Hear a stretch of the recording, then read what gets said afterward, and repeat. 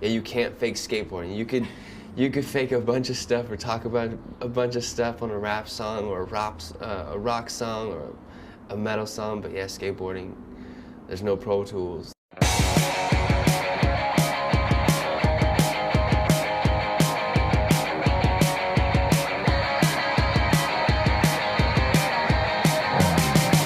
In the late 1970s in Venice, California, teenagers took their surfboards curbside and began experimenting in the streets with small wooden boards and clay wheels. Take a ride with all my friends. And my mom says I'm a cocksucker like my old man.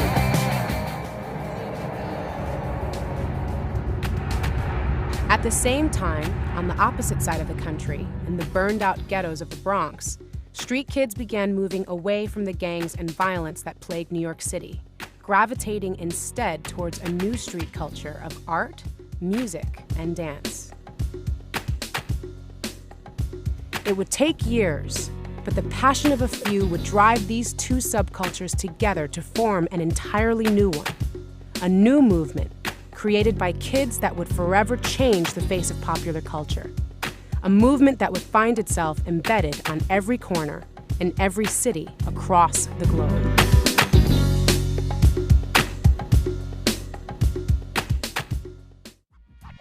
In the mid-70s, engulfed by an urban metropolis, a graffiti writer from the Upper West Side emerged.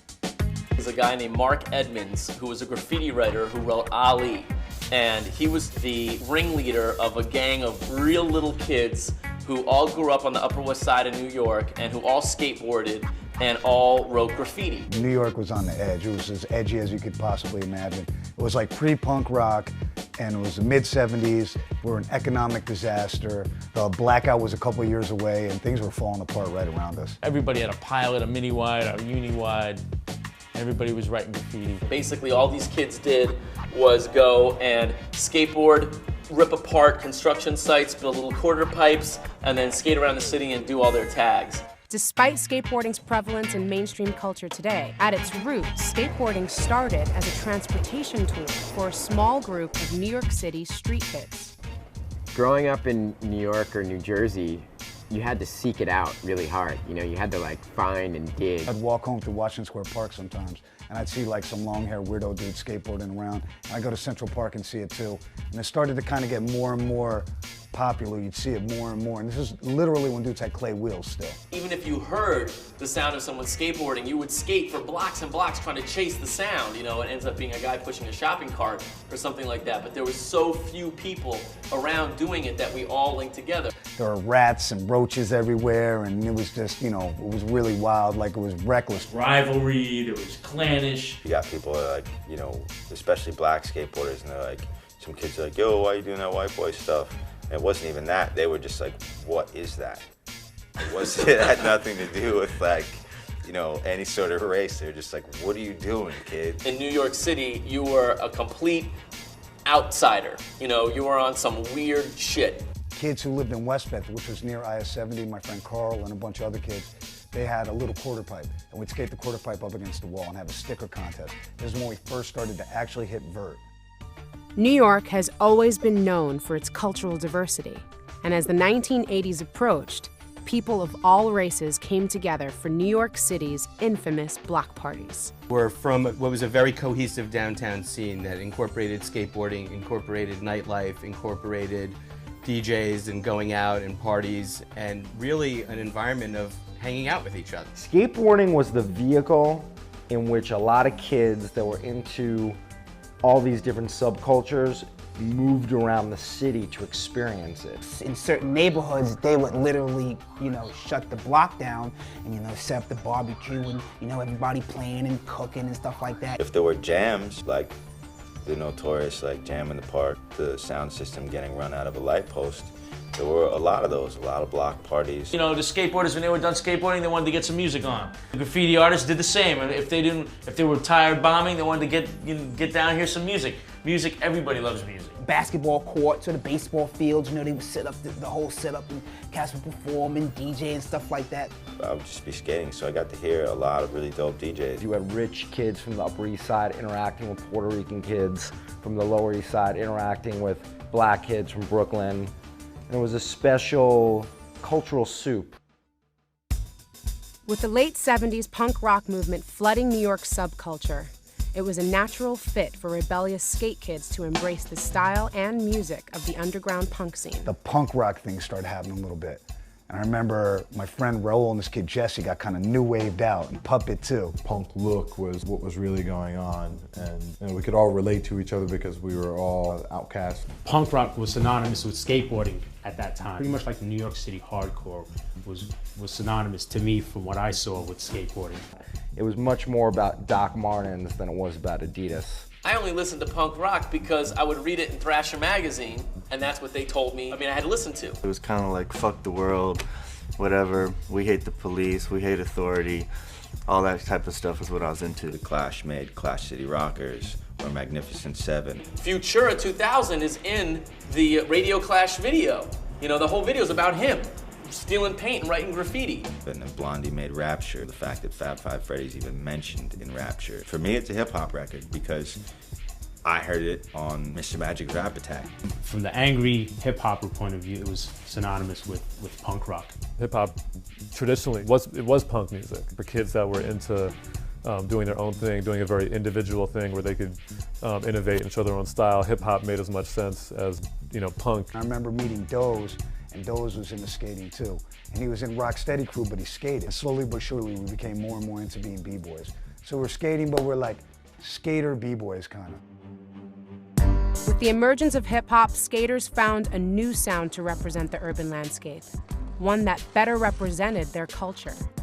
Somewhere around that time, I started to hear Eric B. and Rakim, Public Enemy, of course KRS-One and BDP. I mean, you know, I didn't know what the hell the bridge was, but I knew the bridge was over at that point. We're on the same corner. You know, we're asking someone to get off that block so we can skate the block. We all had little ciphers when we grew up, like rapping to see how long you can go. All of a sudden, Run DMC came out, and it was like it changed everything. We're like, oh shit, a group that kind of dresses like dudes on the street. They don't look like a broke P-Funk. And we related to that, like way more than Melly Mel and the like broke P-Funk look. Skateboarding is skateboarding, right? Wrong. If you're a city dweller, skating takes on certain elements you may not find elsewhere. Police harassment around the clock, crowds, and traffic. But all this just adds to your creativity. And if you look at it right, even New York is really a skate park.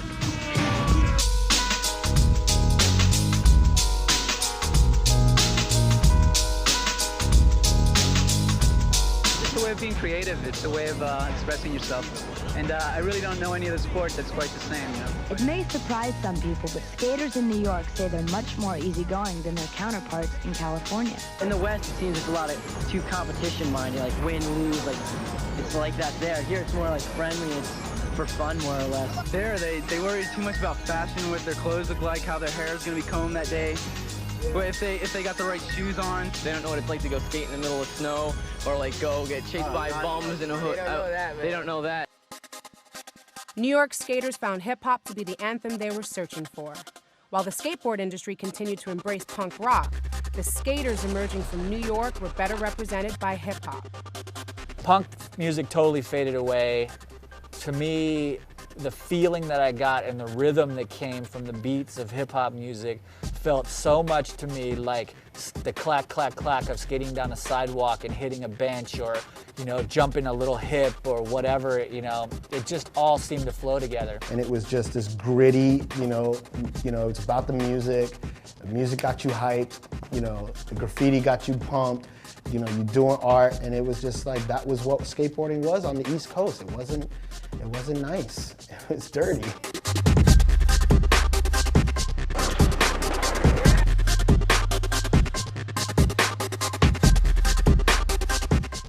That was synonymous with living in New York, was your hip hop or whatever.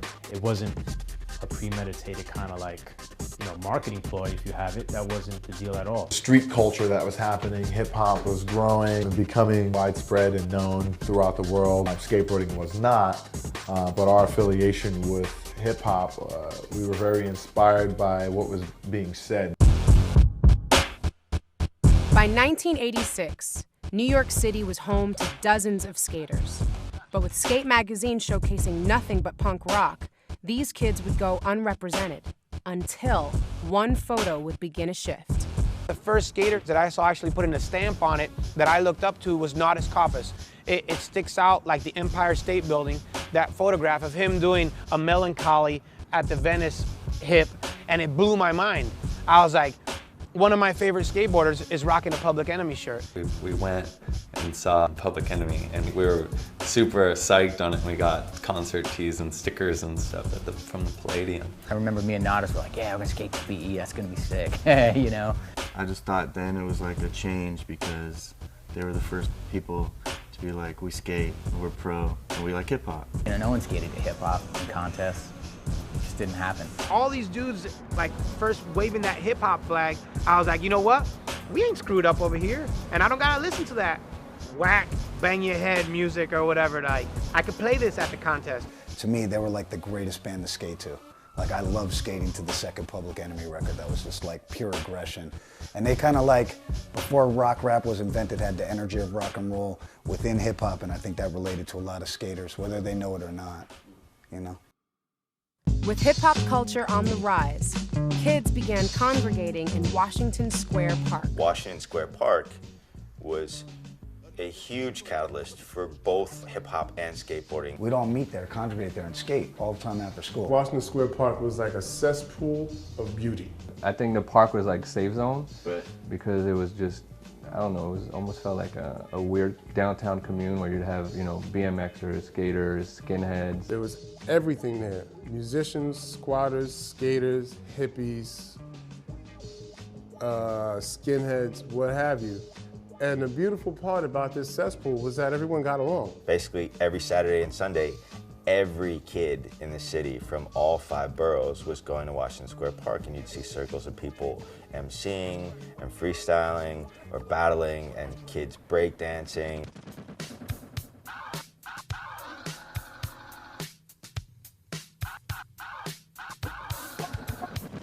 Hip hop is obviously a very big influence in all of our lives growing up, especially here in New York. But it is undeniably a big influence in street culture. Why did hip hop start? You had all these kids on the street not knowing what to do with themselves. So they started, instead of getting into trouble, they started, listening to these loud beatboxes and dancing in the street.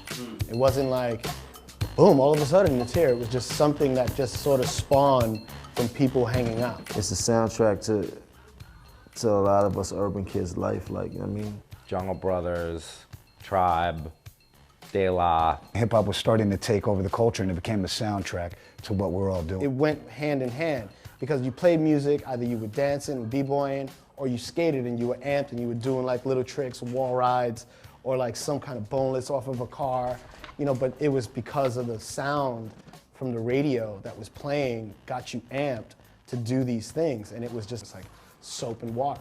The skateboard community has already said with a loud and clear voice, we are part of the hip hop community.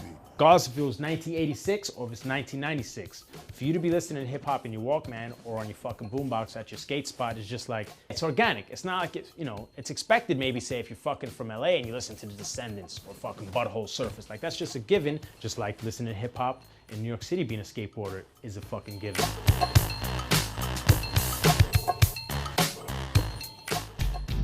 In the 1970s, when skateboarding was almost an exclusively white activity, a black couple from New Jersey embraced their son's passion, and in the process, set into motion the East Coast's first black pro skaters. Fuck y'all niggas up! We didn't know anything about skateboards. And just out of a clear blue sky, he picked up on it. I was sort of like the outcast, so not that close with most family members, but I was always about doing my thing. I remember Rodney, my godbrother, skating. Anything Rodney was into, Chris was into. My parents had gotten divorced, so it's just my mom, and she worked all the time, so I was like, fuck that, I'm staying with this family because I have like brothers and sisters and like skateboards and all this cool stuff, you know? So I wound up just staying with Rodney for like years. And he was like ours. He was, Yeah, he's my baby. Most people thought he was ours. I had a quarter pipe in my backyard, which was connected to a basketball court, and then we built this little makeshift roll-in, and that's what we had. And I had that in the backyard and moved my way up to having a half pipe. I worked at a lumber yard, and I had access to trucks, flatbed trucks. So Rodney asked me one day, he said, Dad, you think I could have a ramp in the yard? I thought it was, you know, a little ramp. Each week, they would add another foot to this thing. It had to be up to this picture window when they got finished. It had to be close to the top of this house. I think you have to find out exactly what they want to do, but you show support in any way you can. What I've picked up from skateboarding is something that I think the whole world has never even got a chance to embrace due to certain religious boundaries, racial boundaries, and just a whole lot of BS. There wasn't too many Cubans, I could say, skateboarding when I started. There wasn't too many ethnicities. I never really heard any racist type of shit on a skateboard. Like, I never heard, like, you fucking nigger from a white skater to a black skater, or you fucking stupid white boy. Like, I never heard that shit before. We were segregated within our own ethnic community. Like, you're a black dude, you're riding a skateboard with the white kids, get off that white boy shit. You think you white? Why are you doing such a white boy sport? Oh, you doing that white boy shit, like that's a no-no right there. I was sitting on the couch and I saw a commercial and there was a kid with a skateboard and I was like, whoa, I want a skateboard. And I held an image of having a skateboard. And I asked my father, like, Dad, can I have a skateboard? And he was like, nah, man, that's not for you, that's for white kids. And you can't let that peer pressure burn you up because it will eat you alive. I never really thought of any friction at the skate parks between the different kids or the different races or whatever, because each skate park was in its own place in terms of what sort of community was around it. I live in San Diego, so it's pretty white. There wasn't that many skateboarders in my school, but you could see the diversity and the segregation, you know. All the Chinese kids would hang out together, the Filipinos all hung out together, the white kids hung out together, the black kids all hung out together, and the skaters were all mixed races all hanging out together. You can be any color you want, and skaters are down with you. Yeah. But if you don't skate, we hate you. For me, skateboarding broke every racial and cultural and even socioeconomic, barrier that I could ever foresee, and it opened a world to me that included every race.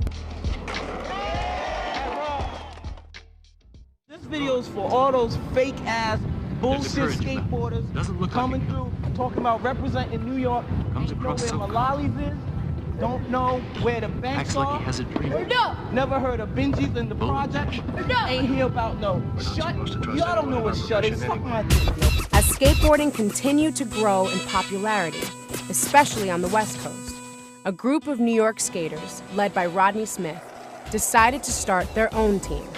Frustrated with the lack of East Coast hip-hop driven representation, Shut was formed and driven to represent a whole new identity in skateboarding. I feel Shut Skateboarders is important to the history of skating because they are at the hip-hop element, and they created that. Turning point in New York City was like when the Shut crew pretty much they were like the shit. When you saw them together, you know they were just like some crazy ass dudes, you know? They were young, they were drinking, they were wilding out, they were having fun. If I didn't ride for Bow, I'd ride for Shut, Just because they were so cool, what they were doing was so cool, and I had, the sort of the like-mindedness, the whole hip-hop and graffiti and all that stuff and what was going down in the music and stuff like that.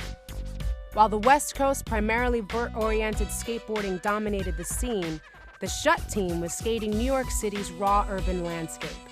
Due to the conditions of the streets, New York skaters required an entirely different design of skateboard, one that could withstand a variety of conditions that the city streets presented.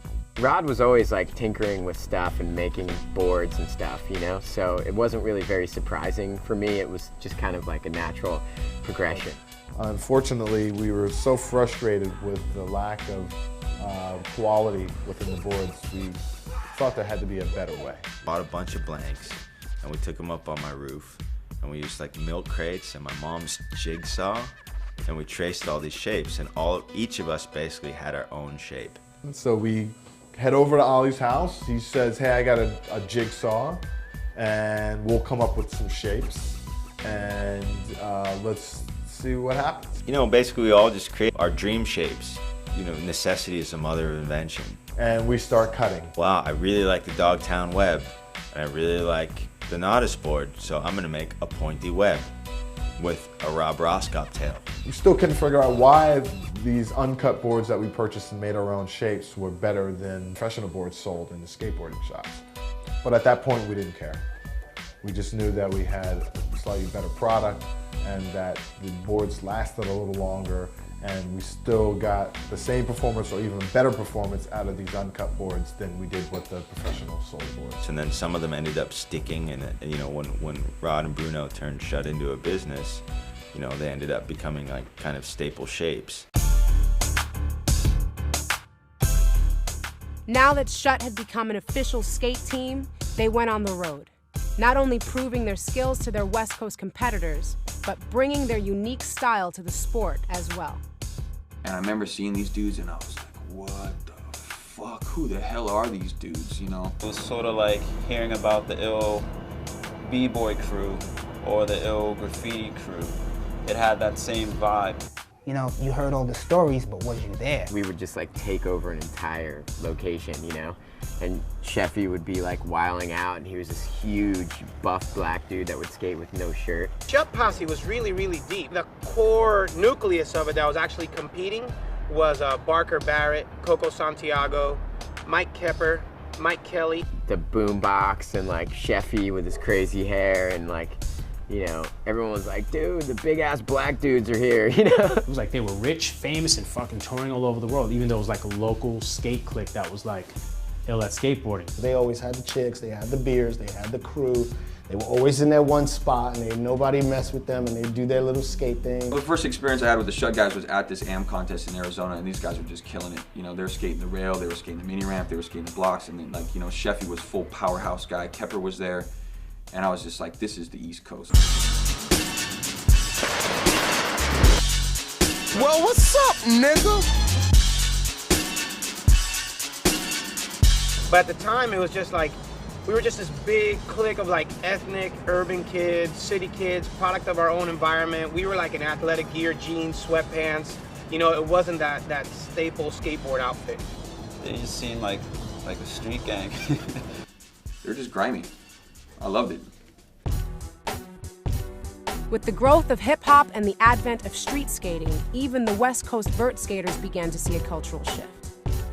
The winds were changing downtown for sure, and not just in skateboarding and not just in hip-hop. There seemed to be somewhat of a cultural shift going on. I think back then, skateboarding was, in the street instance of it, was still coming up. Vert was just getting ready to die. When hip-hop started, skateboarding was kind of, in the 1980s, was coming down off of its huge swing of being a gigantic skate park-based skateboard madness, Tony Alva, that whole Dogtown scene and all that like superstarism that was going on, and it sort of like retired to backyard ramps, kind of like still trying to find itself. The street skating, you know, took off probably when the skate parks started closing down, you know, as just a necessary outlet. And I remember the day that Thrasher magazine, I went over there and they showed me the cover that said Vert was dead. I was like, you guys are just gonna kill it like that? It's insane. Everywhere I was like, oh, I don't need to build a huge wooden U in my backyard, you know?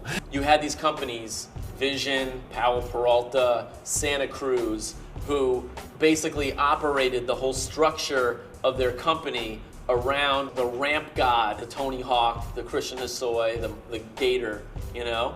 But were basically earning all their dough and getting all their heat from the small but growing street skater populace. Suddenly the world was a skate park. You know, your driveway, your street, everything around you could be skated on. And the skate parks were closing at a breakneck pace. You know, no skate park could have, they couldn't afford liability insurance.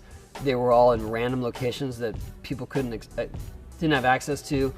Nobody wanted to get pads, you know, they just wanted to go skate. And all of a sudden, guys like Tommy and Nadas showed up, and it was like, you can ride a handrail.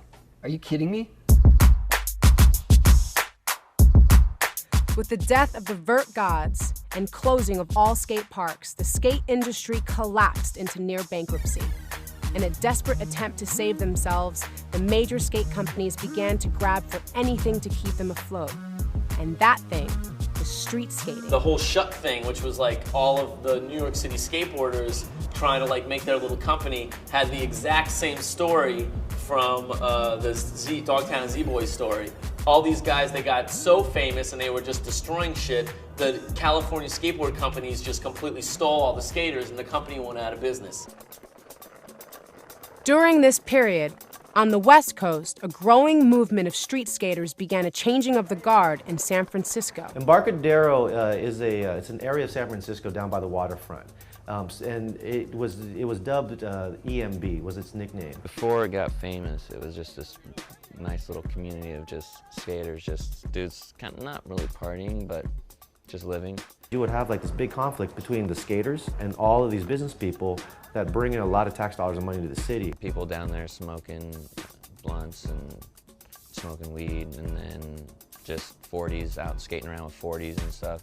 Dudes skating around with their shirts off. The beginning of the Embarcadero era, like Thrasher magazine and Transworld never shot photos of us. Kind of looked down upon by all the people in the magazines, like Thrasher magazine and all that. They used to hate on us. They were more still kind of like, in a sense, like the earlier generation of street skating, which was kind of like more of the gnarly side, more of like you bomb hills and kind of the gnarl side, as opposed to like this kind of like more technical type of skateboarding. And I think the reason why like Thrasher magazine, even if it was in San Francisco, didn't come down was the same reason why the older guys hated on us, because it was the next generation. Regardless of who tried to stop this new movement, the street influence grew at Embarcadero and flourished in the process. Embarcadero basically became, in the 90s, it, for various reasons, became the mecca of skateboarding for the whole world. San Francisco and New York have a lot of similarities to it, and there's a lot of people who come and go between cities quite a bit. Everyone from the East Coast, we realized, was just like us, because all these guys came down. Harold Hunter, Justin Pierce, Keenan Milton, Stephen Callis. You know, they show up at Embarcadero, gold teeth, skating in Timberlands, you know, puffy jackets, and we're like, wow, these guys are crazy. First time I seen a skater with the gold grill, it was like in '92 or something. Literally, you had hundreds, if not thousands of kids that were trying to come to San Francisco from all over the world. I mean, there would be days down there when you go down there, there'd be 300 to 500 people down there.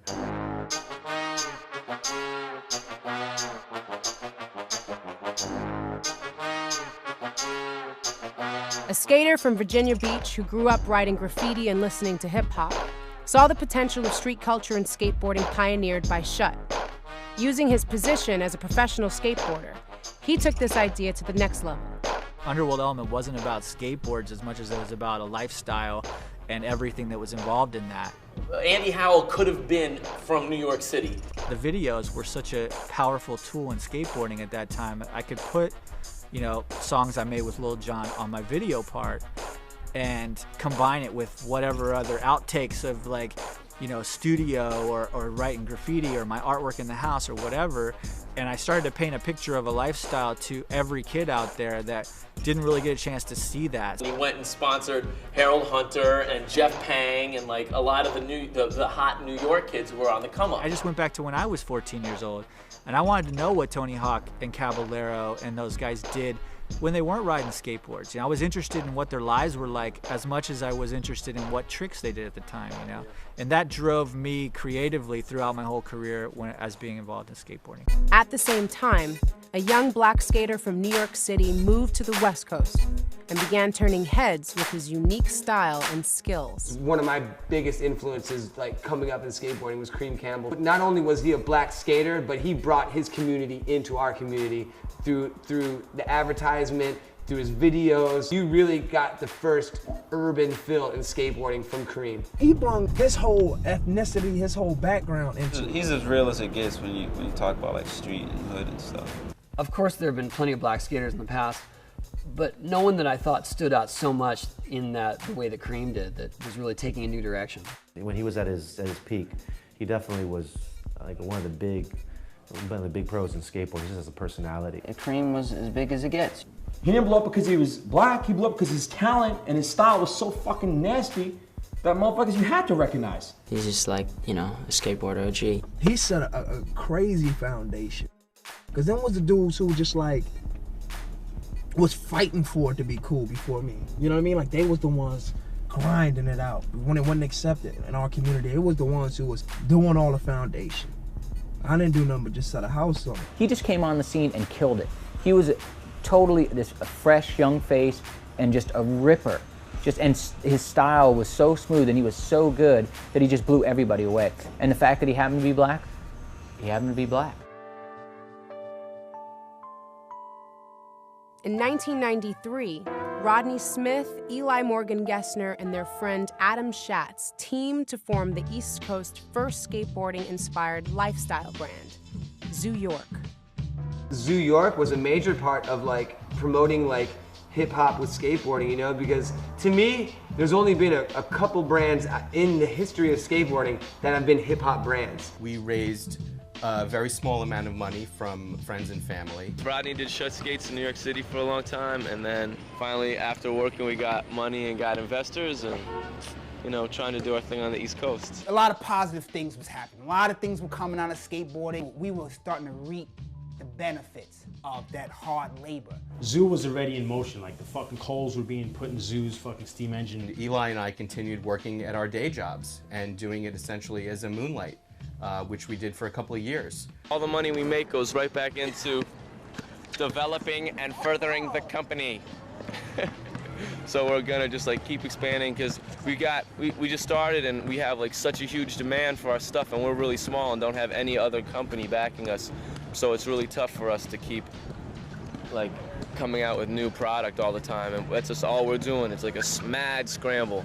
Rodney was like, yeah, I'm trying to kickstart this Zoo York thing. It's gonna be Ill Kid, Ivo's gonna hit it. I was like, all right, cool, yeah, that's dope. It's like, you gonna get down, right? I was like, yeah, all right, I'll be down. Who's on the team? Who's on the team? Yeah. Ricky Oyola, Jeff Pang, Ryan Hickey, Bobby Pulio, Mike Hernandez, myself, Robbie Gangemi, Frank Natanelli, and Jamie Story. True, East Coast doing our thing, you know. I mean, like, wait, what's up? How's Fluto, you know what I'm saying? How Flow. How's Flow? Oh, how Hunter right there. Why? Everybody say Zoo York! Zoo York! Zoo York! Zoo York! That was the real deal. They were skating in New York, they were skating in Brooklyn.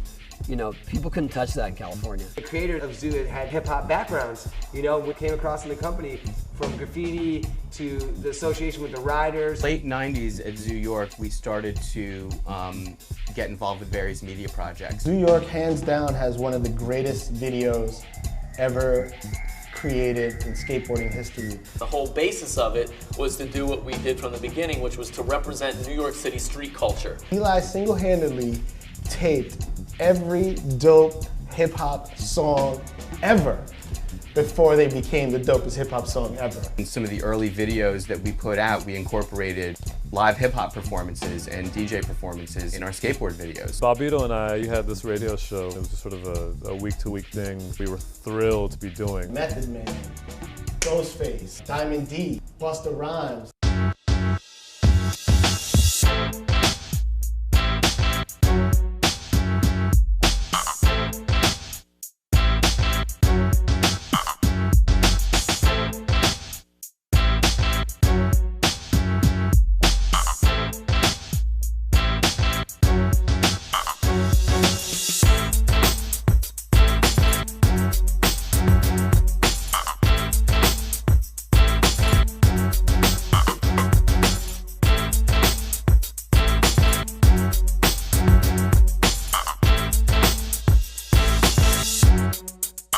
I never had that trick in my life. The chemistry was great. We all had great communication, and we all looked at Zoo York as much more than a company or a job or a place. New York whether you want to or not, you're gonna have hip hop influences. Whether you're the punkest kid walking down the street or not, like, you know, if you're from New York, you have that in you. Anytime you looked at an ad, you always knew it was New York. It was like, there was no doubt that that's where it was from, and that's, you know, where these ads were being taken at. Big shot on the East Coast. And I think that it helped really push the image onto people and had it stick. In the mid-90s, Chad Muska would enter the skateboard scene. With a unique style both on and off his board heavily influenced by urban culture, Muska would help redefine what skateboarding was to be. The mid-90s when I first was coming up, I was this white kid showing up, you know, wearing jerseys and rolled up swooshy pants and a ghetto blaster and, you know, making beats and all this shit I was doing, you know. Yeah, that's right. Nah, I'm saying word up. I'm on this motherfucker right now with my man Chad. Best time that I ever had, you know what I'm saying? From the head to the feet, motherfucker Muska beat. Muska beats, coming through with them. I met like my homeboy Chad Muska, you know what I mean? And he's like a professional skater, he get paid crazy money, you know what I mean? Chad actually did a rap album. Muska is hip hop, as far as I'm concerned. I listened to his album, I heard Africa Bambaataa on it. Oh, KRS is on it. Oh, Kaz, Wu-Tang, oh.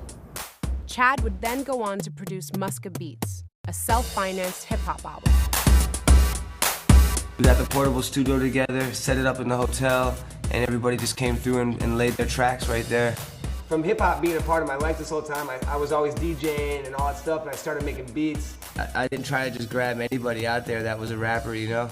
I tried to grab people that, to me, made a major influence on hip-hop culture and music. Basically, my whole goal with this project is to take the people that inspired me growing up and introduce them to the skateboard community. Muska was ahead of his time. If he would have did that shit now, oh, it'd be a rap. But Muska was just so far ahead of his time. And I even told Muska, I said, man, if you would have did that shit now, ooh. As hip-hop and skateboarding both reached mainstream popularity, a small club in Manhattan began showcasing these two very unique art forms together under one roof. That was just some next level shit to have a skateboard ramp in a club and the skaters just have free reign.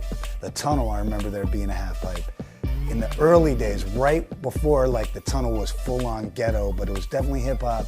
It was just beyond anybody's wildest imagination. I don't even think they knew what they were really doing. There's this skate ramp in the middle of this hip-hop party. You know, it'd be like a bunch of like the white New York City kids skating for a whole crowd of like, you know, hip downtown people and then just like straight, you know, hip-hop hoods from New York City. Back then, it was like a unique, you know, subset.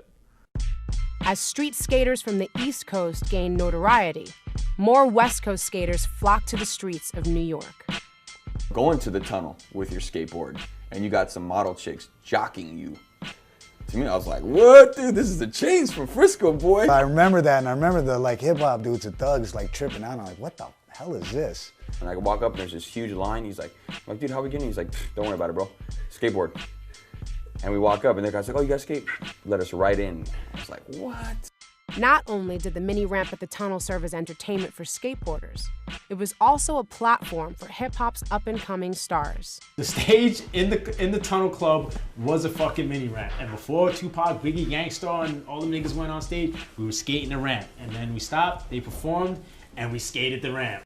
As skateboarding in New York gained popularity, photographer Larry Clark began documenting the movement. And then we all start noticing this like weird, creepy old guy lurking around the banks taking pictures of everybody. Like, who is this big old dude coming over here giving us beers and cigarettes and hanging out with us?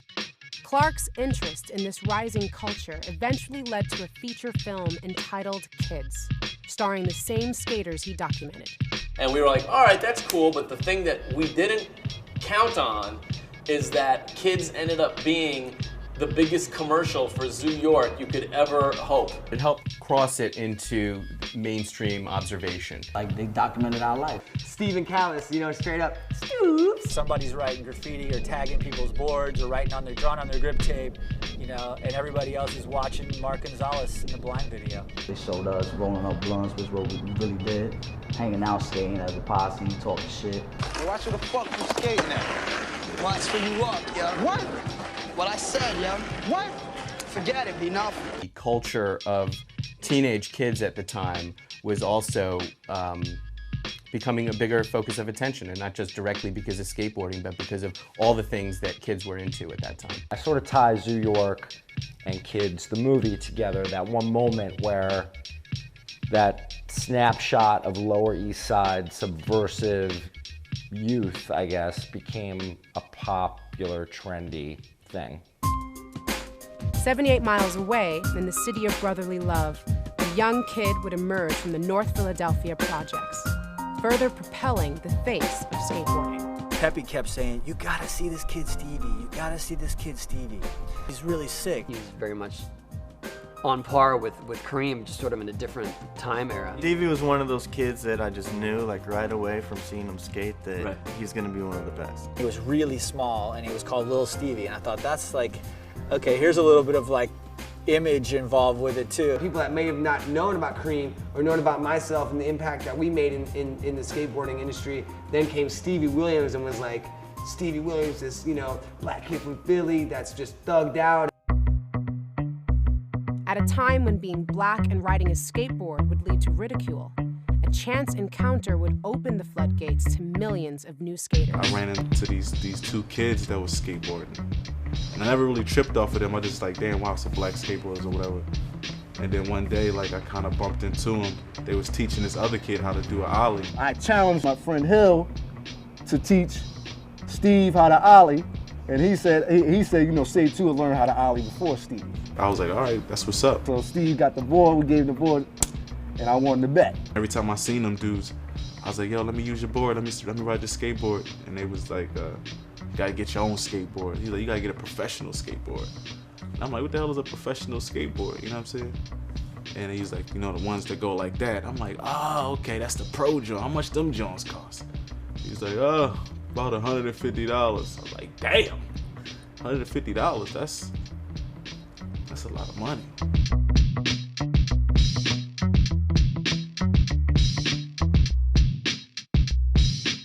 I'm from West Philly, he's from North Philly, Diamond Street projects, probably just as worse as my projects, all types of crazy. I just really didn't think he would really take it that serious. Eventually I caught up, and that's how I got into skateboarding, just like a bet and just like being determined. I was like, yo, I'm gonna get me a professional skateboard, you know what I mean? And I remember Stevie, and he had on this white beater, and it was all dirty and shit. And he was just like, yo, Jamal, man, these motherfuckers is trying to play me. You know what I'm saying? They think I'm soft, and this and this and this, and jerking around with the companies and stuff. And I was like, Stevie, come here, bro. I was like, yo, Digga, just skate, man. Stevie, just skate. I like the style, and I like the way he skated and what he skated. His whole career, he's never needed to like jump down big rails and huge stairs. He just skates like ledges and flat and does it real well. He kick flipped and caught him like up under his feet and then did tricks like backside tail slide, or you know, 360 flips were really good. Stevie became good because of something in him that did not give a fuck about the ridicule. Like I think he loved skating a little bit more than paying attention to the criticism that he got. With Stevie's success, kids from all walks of life noticed a new outlet via skateboarding. He didn't have to alter his style or his swagger in any sort of way. So I think that showed other kids in the hood like, yo, shit, he looks just like me, but he's got the ill skills. So, I mean, you know, it's a possibility. It's not just a wicked jump shot or being an MC no more. There's another avenue out. My mom, she used to tell me, she's always told me to quit, because she used to go to the bars and the people around the neighborhood used to laugh at her because her son rode a skateboard. All my cousins used to be like, look at your pants. What you got them crazy ass pants on, and what you doing? How you ride a skateboard? How you white? Like, I'm just like, damn. I didn't see Stevie for some years. This car pulls up and Stevie jumps out the car. This big old hockey jersey on his chain. And he's like, yo, Jamal. And I'm like, what's up, man? He's like, yo, that's my car. And I'm like, get the fuck out of here. He's like, no, I'm skating. Like, I'm skating for like DC and stuff. I'm doing these things.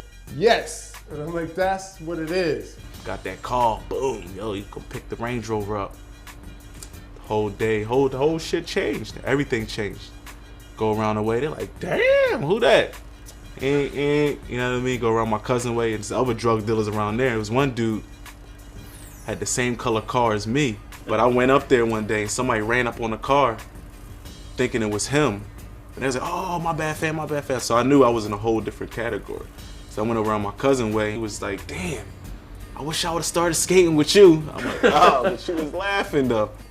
That's what it is, you know? Stevie Williams, I love you, my good brother. Keep doing it. Keep doing it. You know, 13 circles in the mix. Only one Jesus Christ. In the hood, you know, materialistic things symbolize success sometimes. But where I'm from, I could still be living with my mom in the room I grew up in. As long as I'm pushing that Range Rover, people see you doing your thing. So I kind of took that as like, all right, I am doing my thing, and people was feeling me on that, you know what I'm saying?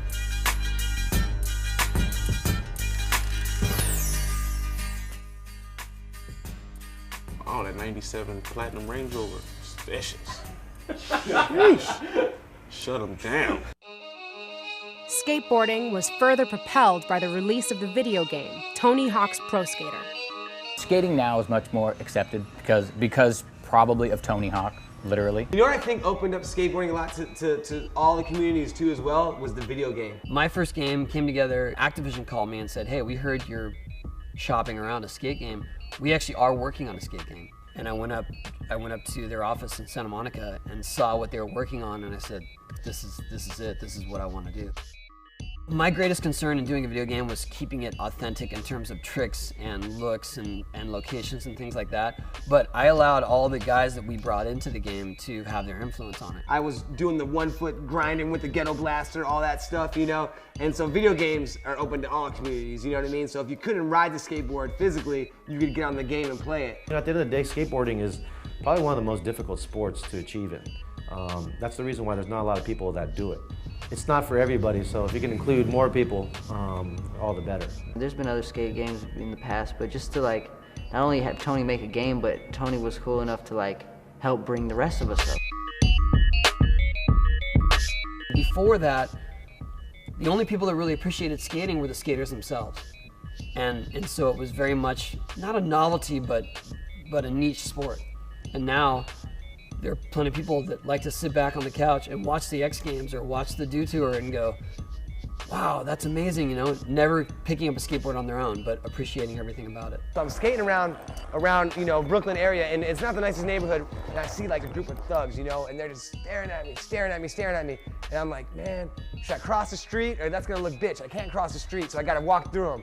So I'm walking through, and they're staring at me, mad dogging me, I'm kinda keeping my ground, looking at them, and roll to them, like, hey, come here a second, come here. I'm like, shit, what's up, you know, and they're like looking at me, I'm like, oh man, I'm about to get jacked, and they're all, you're that fool from Tony Hawk Pro Skater, aren't you? You know, and I'm like, oh shit, like, yeah, what's up there? Oh, no, check him out, let's get a photo. You know, so they all gathered me up and they're taking, so here I am, think I'm about to get jacked and jump in Brooklyn, and these guys want to take a picture with me. As skateboarding became more prevalent in mainstream culture, an up-and-coming producer named Pharrell Williams would team up with Zoo York to do an ad promoting his new album. When you would talk about skateboarding, I would tell him about, you know, my experience in it.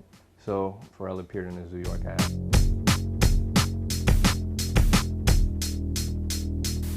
That Zoo York ad, that made me feel the best. When Zoo did the ads with them and stuff, I just thought it looked really bad, and it said no posers, and I thought they looked like posers in it. You know what I mean? Because Pharrell really doesn't skate. Granted, they're not doing like inward hard flips to backside crooked grinds, but you know, a lot of people have that like, Pharrell can't skate, but like if you've ever skated, you can't just hop on a skateboard and do an invert. You know, it's like, you gotta work at it. I mean, I'm like campaigning for it. Yeah. I'm just a supporter and just trying to provide the same opportunity that I wanted that I didn't get. Pharrell being on MTV rolling around, you know, the whole Zoo York kind of combo deal, and you know, Lupe a little bit. Having those guys be who they are in the public image, talking about skateboarding, yeah, man, it definitely pulls in kids from the inner cities.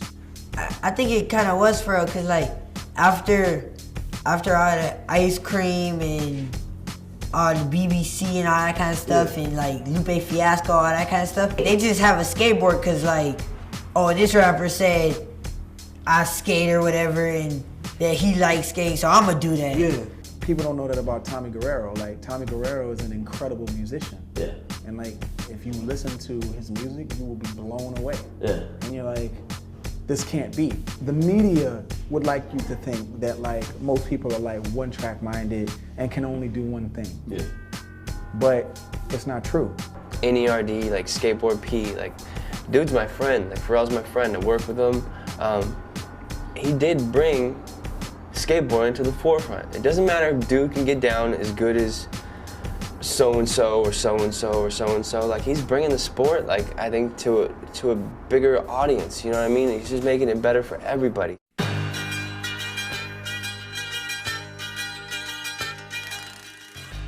Expanding on his passion for skateboarding, Pharrell started the clothing line BBC and Ice Cream, his skateboard shoe line.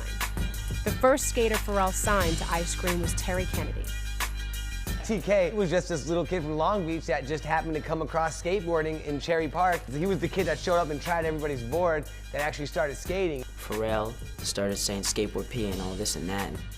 So that definitely like brought an initial like attention to it, and he's someone who actually skateboards and is good at it, and so he's someone who can show them who those people can look to.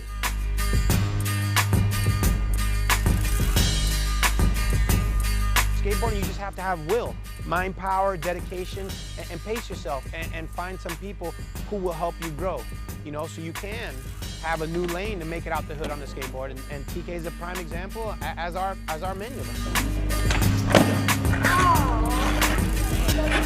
The playing field has been leveled in skateboarding, you know, in terms of what race you are, what culture you're from, or what city you came from.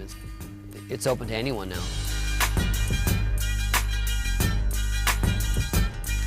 There's like only been a few black skaters who have found success as pros. And I do think that Terry represents everything. He's all encompassing in that, you know, he has the interesting backstory, and he comes from an underprivileged environment, and he is really truly succeeding and revered and respected by his peers.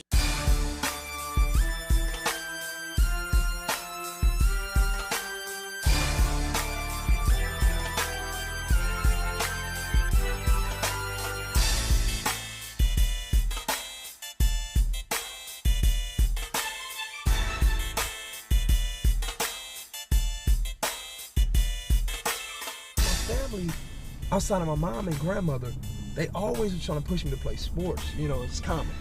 You know, coming up in Long Beach, Poly High, they sent most people to the NFL, NBA. So it's like, they was looking at me like, here go a ticket right here, even when I was like in, you know, middle school or whatever. I thought he really gonna be a basketball player. But when we turned around, he was into skateboarding. It's hard for TK growing up. Me too. Well, he managed to do what he do. Skateboard, that's his goal. We moved all over Long Beach, 21st and Nala, 10th and Lime, 10th Street in Ohio. I was in foster care for a little bit too. I was young, I was just running around the streets, running around the corners, just being bad. In November of 1999, after a lifelong battle with drug addiction, Terry's mother passed away due to heart failure. I know she's in a better place, and she's just smiling, looking down on me like she always knew it.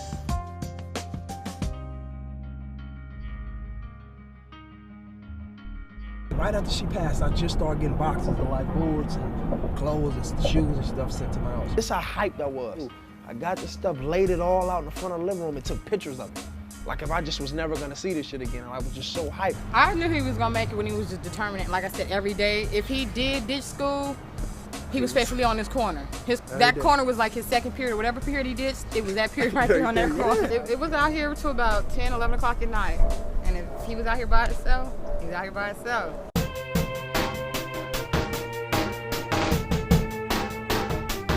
Coming up in Long Beach, everybody in high school gangbang. I shot before, so you know.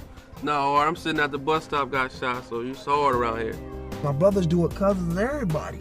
So for me not to do it, like I'm saying, it just gave people an invitation to fuck with me. And then on top of that, like, oh, you skateboard?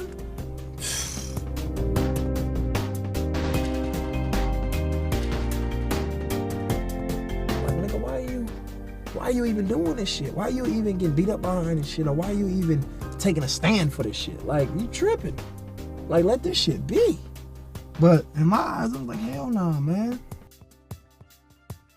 With TK's success, money quickly followed. People hated the fact that, like, I really was making it in it. Like, just hated it. Like, because they little brother wanted to be me now, and sister looked up to me now, and I'm with Pharrell, I'm with Bam, and I'm with, you know what I mean? Like, so it's kind of like a, man, that's the kid I hated on all through high school, and man, fuck him. He got a nice car and I ride in it.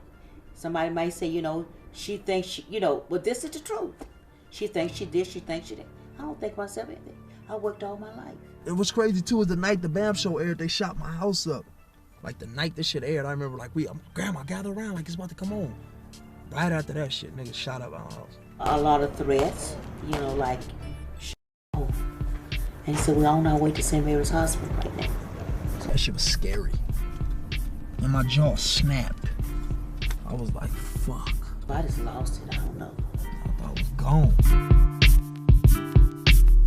When I walked into the emergency room, I didn't know what to expect. I didn't know, was his head off or what. And so I'm looking so hard until I couldn't even see him. I'm just looking. And he was saying, Grandma, here I am. And let me tell you something. The bullet went through his jaw right here. Didn't break a tooth. It could have killed the nerves in my mouth and everything, but it just got stuck luckily, and it didn't like hit none of my throat or none of that shit. Cause I could have been fooled. He was skating with the bullet.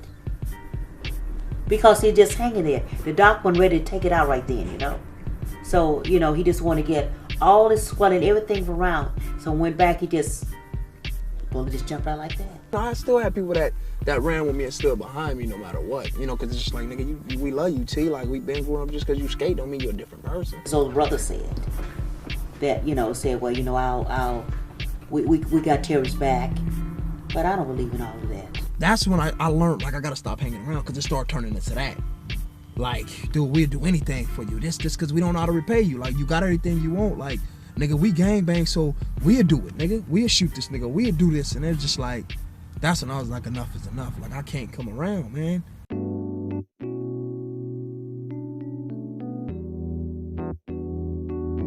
I mean, you come in your hood doing some shit that they don't understand, or that they associate with, like, you know, another culture or another race, those things are gonna come up. I mean, it's quite natural, but I mean, like, you know, TK became good because there's something in him that didn't give a fuck about it. Terry is just another kind of dude, man. He's just the epitome of making something out of nothing. And so many people, especially in the hood, are looking up to Terry as, like, he's so popular in the culture.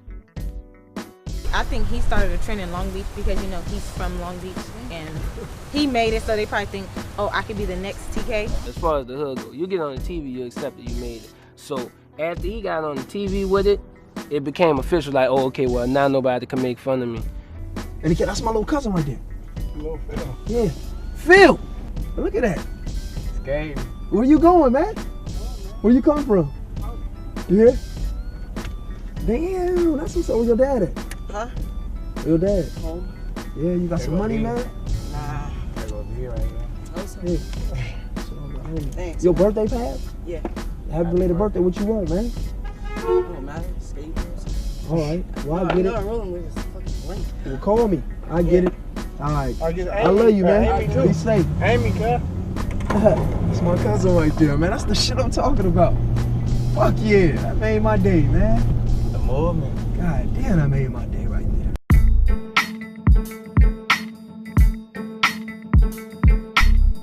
The kids is definitely like psyched to skateboard, and seeing these urban people do it, yeah, to seeing like minorities do it, yeah, it gives them, they feel more accepted of doing it. People like TK and people like Darren Harper and Stevie Williams, you know, you on TV doing this or doing that, and then they find the original, like what you came from. Oh, I'm a skater, or he's a skater. And then they get that outlook, you know what I'm saying? They're like, wow, you know what I'm saying? We can do this. I used to do bets in the clubs, with girls. Like, I give you 3 chances if you guess what I do. If you guess it, I'll buy you a bottle of Cristal, something like that. Nobody would get it. It was just like a game to play, you know what I mean? But since skateboarding has blown up so much, I can't play that game no more. See like some girls now, they're like, oh, you skateboard, that's hot. Like, oh, that's cool. Oh, you're a skateboarder. I like, because when I grew up, it wasn't like that. Oh, you skateboard? Cool.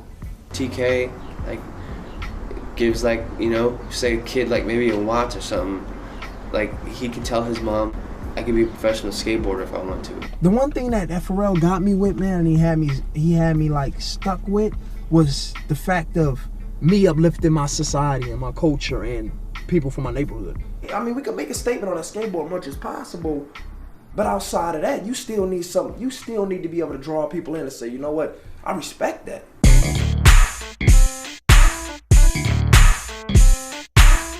First car I bought was a Jeep Cherokee. I always wanted a Jeep, and I put D's on it. Then he got the money together. He bought the loft downtown. To me, like, I feel like that was probably one of the best investments I've done outside of buying a house I bought in Victorville, because of like what they're gonna do with downtown LA. So I got that spot, and we just rent it out now. There's more exposure on the mainstream level. It's kind of more accepted culturally.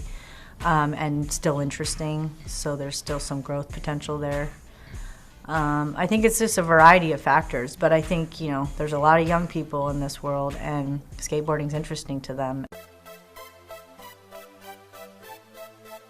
The biggest change in the last 20 years of skateboarding would be the money. Skateboarders can make money. You can make a legitimate earning and a life off of riding your skateboard. Skateboarding at this point is you have to be a business person regardless of what level you're involved with. There's fashion designers, you know, there's an accountant, there's a general manager, there's lawyers, like there's so many business opportunities. It's a regular business, you know? You can do whatever you want in the skateboard industry, pretty much. You take a job for pay, and I already do what I love doing, and if someone wants to pay me for that, I'm more than willing to do that.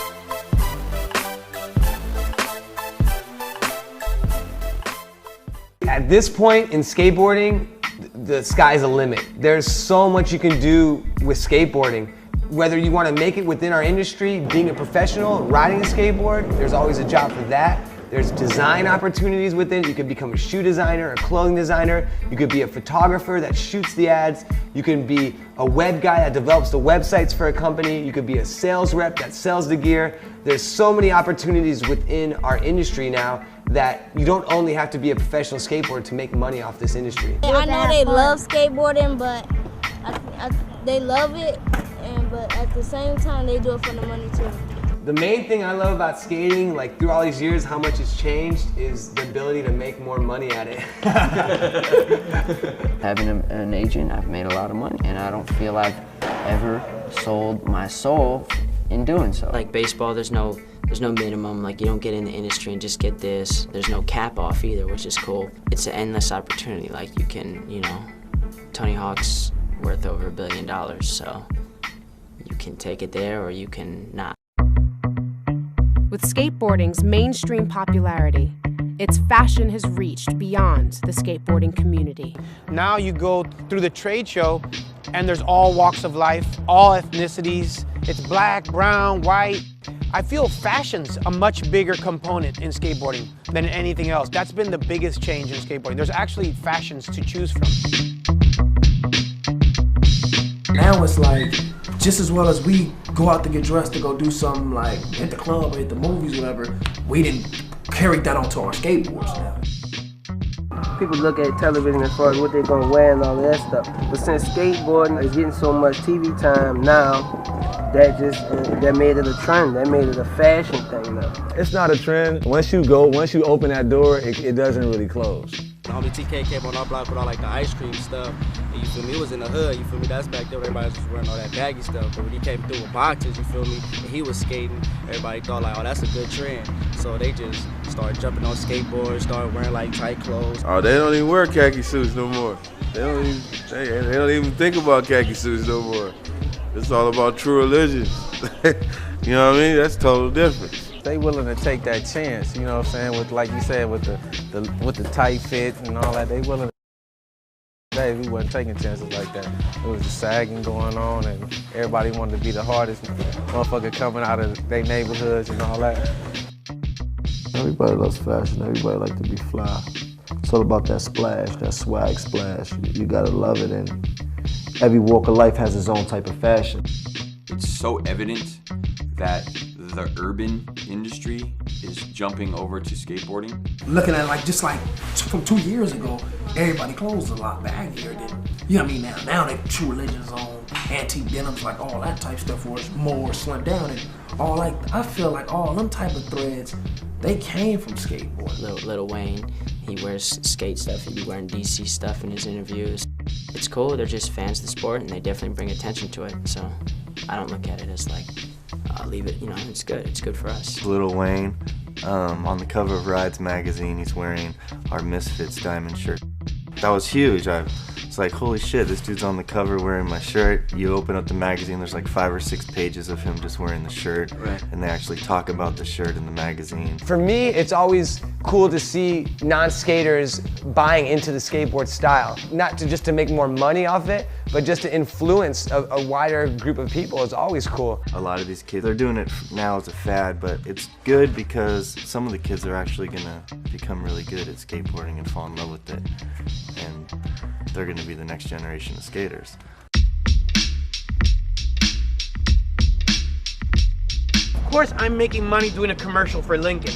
Of course I'm making money hosting for the X Games, but I'm doing tastefully and I'm doing it correctly. A skateboarder makes money by whatever brand or sponsorship he rides for or whatever. When I'm wearing my gear, whatever it is, DGK, Gold Wheels, whatever it is, one of my sponsors, and I'm out there promoting. So when they see it, if it looks cool on me, it's fresh, Lupe might see it on Darren Hop and say, oh, I must admit, he looking kind of fly in that DGK shirt.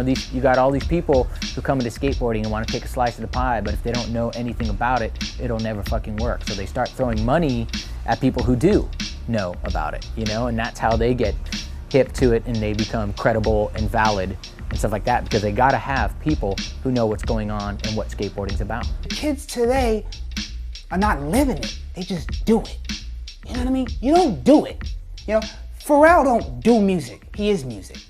You know what I mean? So anybody who's an aspiring producer, you have to live it, man. You know what I mean? Forget what he's making on a track, forget about his boat. He do it because he loves it.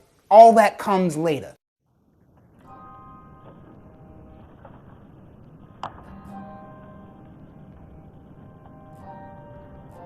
I think street skating has made skating just become huge and stuff, and I think it's great because there's a lot of talented individuals in coming out of the ghettos. The beginning of being a black skater was a little hard. It was a majority white sport. Until I really came along, there wasn't any black skaters in the mainstream that they could sort of say, oh, I can do that. I mean, I never thought I was making a statement as being black, but a couple times when I felt that a race card was sort of dealt to me, it helped me skate better. If you're sort of angry and you're like, oh yeah, you think that, I can't be as good as just someone else.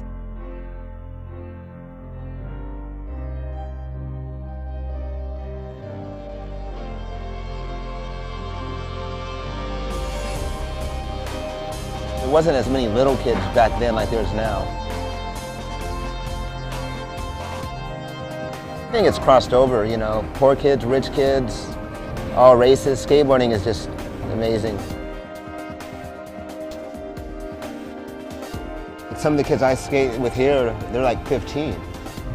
I quit for 15 years, they're like, do you skate? I'm like 45. Skateboarding is definitely a way out of the hood, you know what I mean? Because it builds character in you and it shows you life, you know what I mean? You have to fall and get back up and try it all over again. It's created a whole new lane and a whole new opportunity for kids who maybe never thought that this was even feasible for them. When you just look at it, if you think that skateboarding is just skateboarding, then you're just looking at it one-sided, when it's a whole bunch of different avenues that open up from just one situation. It helps me calming down, not to get in no fights for no reason. Yeah, since skateboarding came around, I've seen less crime, everything seems to drop. Can you give me a What up? Skating? It's still pretty much the same. Like you have Bloods and Crips, you have different skateboarders that are competing against the same things, but it's just a different way of doing it. It's pretty much the same thing, but they just not dying from it. I don't see it dying down no time soon.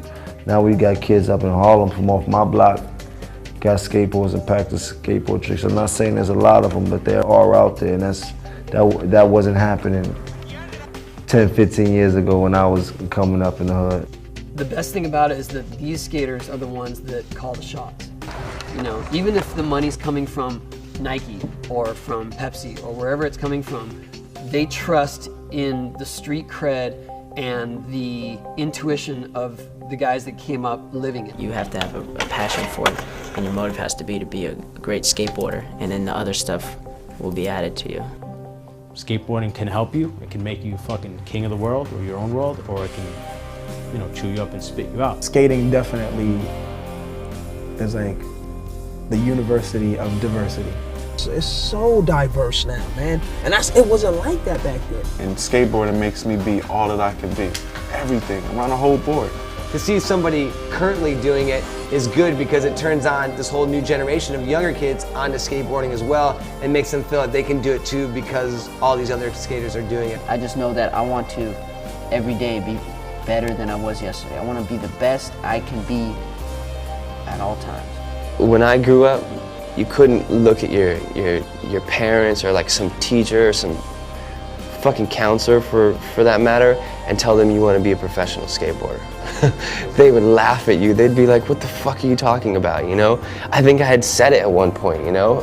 I would say that and I wanted to be a drummer, and these people would look at me like I was crazy. It's still gnarly, it's still raw, it's still brutal, and it's still just as fun to anyone as it was since its inception, I believe.